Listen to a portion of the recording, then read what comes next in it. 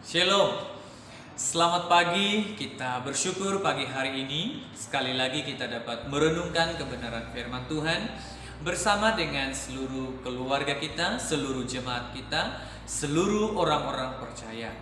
Nah, pagi hari ini sebelum kita mendengar kebenaran firman Tuhan, mari kita berdoa. Bapa di sorga, kami bersyukur pagi ini di mana Engkau ada di tengah-tengah kami. Engkau berbicara, Engkau berkarya.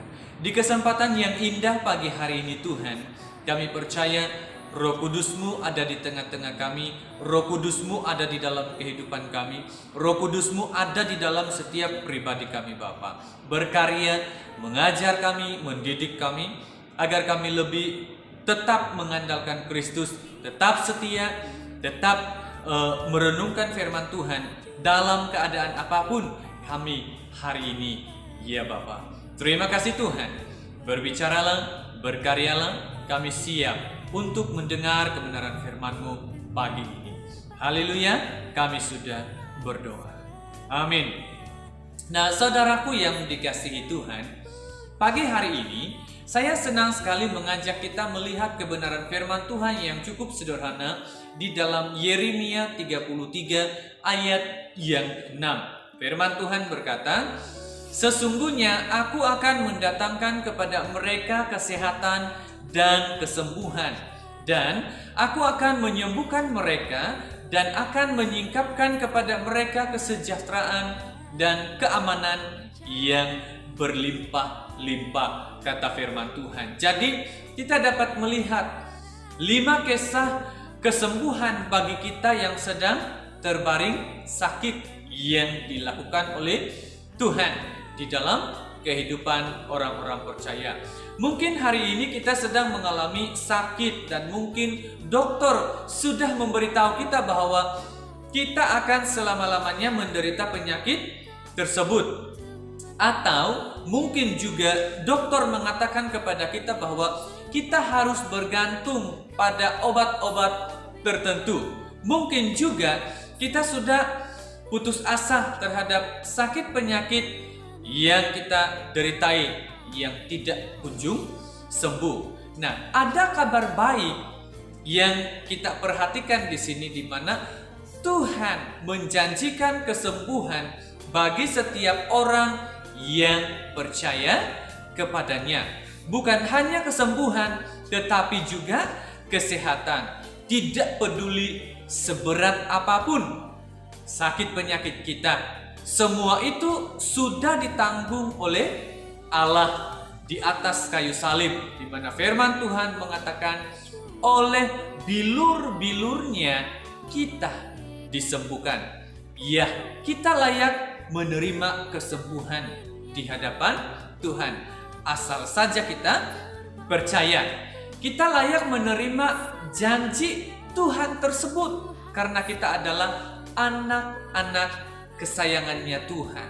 Setidaknya kita dapat melihat 5 perkara, 5 kisah kesembuhan yang terdapat di dalam firman Tuhan yang menginspirasikan hidup kita supaya kita memiliki kesembuhan bagi mereka yang sakit. Ya, jika kita sedang terbaring sakit, kita membaca dan merenungkan ayat-ayat dari kelima kisah di bawah ini supaya iman kita bangkit dan hati kita dapat kembali berharap kepada Yesus, Sang Penyembuh itu.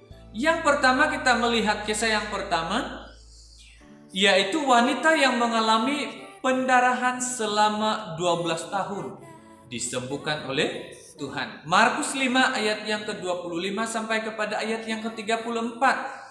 Yang kedua, orang yang sakit lumpuh selama 38 tahun disembuhkan oleh Tuhan di dalam Yohanes 5 ayat yang ke-5 sampai kepada ayat yang ke-9. Ya.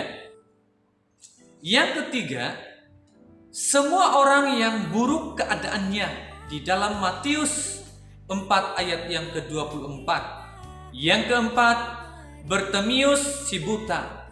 Ya, di dalam Markus 10 ayat yang ke-46 sampai kepada ayat yang ke-52.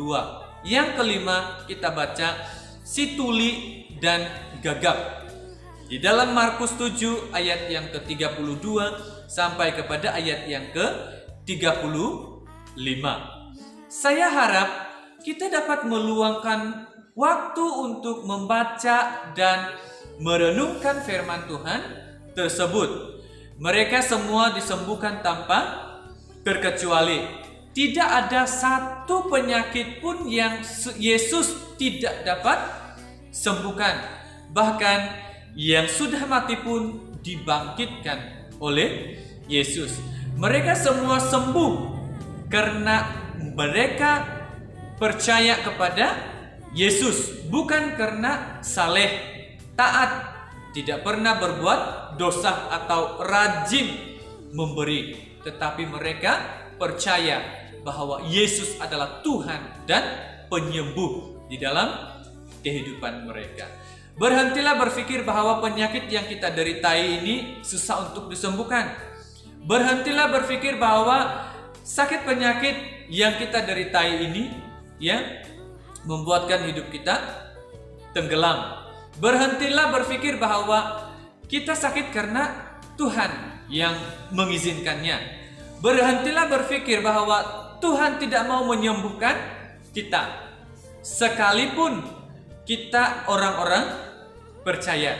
Sekali lagi saya katakan kepada kita layak untuk sembuh dan sehat, dan Yesus sudah memberikan bilur-bilurnya, darahnya untuk menyembuhkan kita, orang-orang percaya.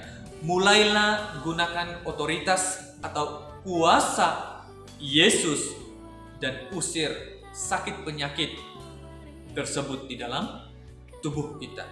Perintahkan sel-sel tubuh kita itu untuk sembuh dan sehat di dalam nama Yesus, karena Allah adalah sumber kesembuhan itu di dalam kehidupan kita. Nah, kita bersyukur kita memiliki Allah yang selalu menjaga, yang selalu memelihara kita, menyembuhkan segala sakit penyakit yang kita deritai saat ini.